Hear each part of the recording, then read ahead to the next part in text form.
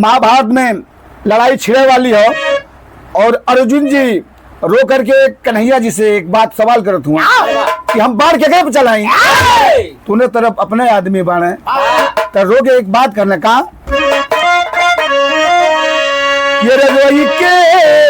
कन्हैया से अरे रोई के कन्हैया से कहा धानु धारी है मितवा रोई के कन्हैया से कहा धानु धारी है मितवा कहा धानु धारी है मितवा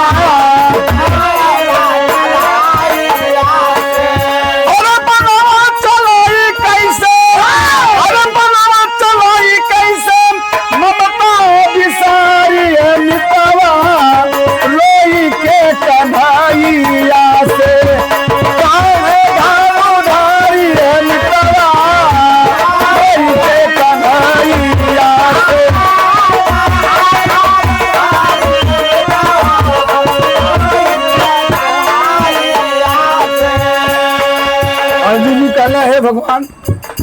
सामने तो हमारे गुरु द्रोणाचार्य जी हवन, भीष्म पितामह जी हवन, सारा परिवार हो कि गुरु द्रोणाचार्य हुए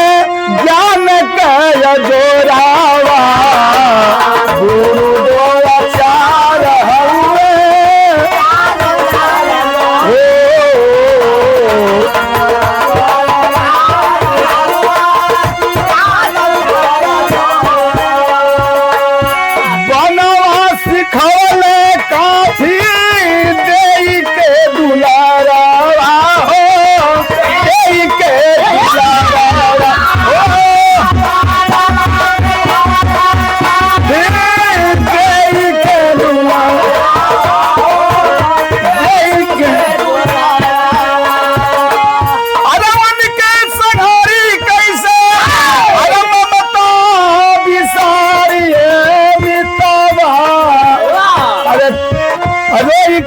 कन्हैया से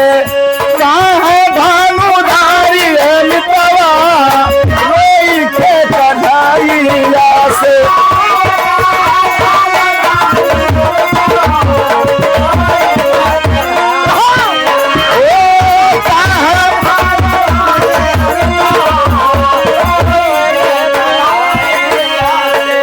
हे भगवान इधर देखा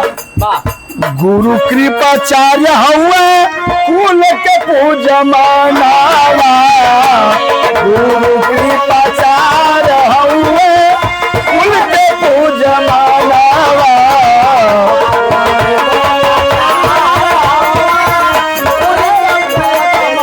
अरे प्रेमवा से पूजे जे के सारा खान दानवा हो पूरा खान दाना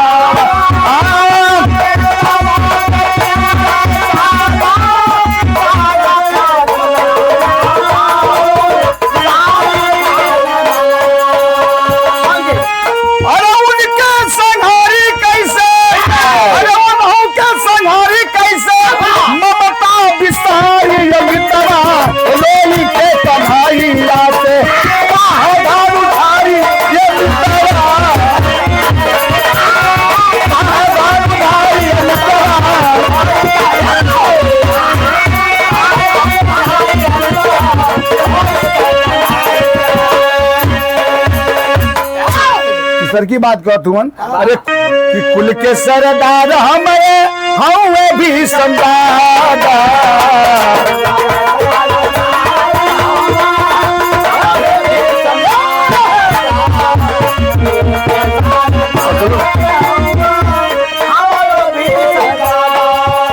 गोदी में खेलोले हमके प्यार दे के ज्यादा हो प्यार दे के ज्यादा हो प्यार दे के ज्यादा हो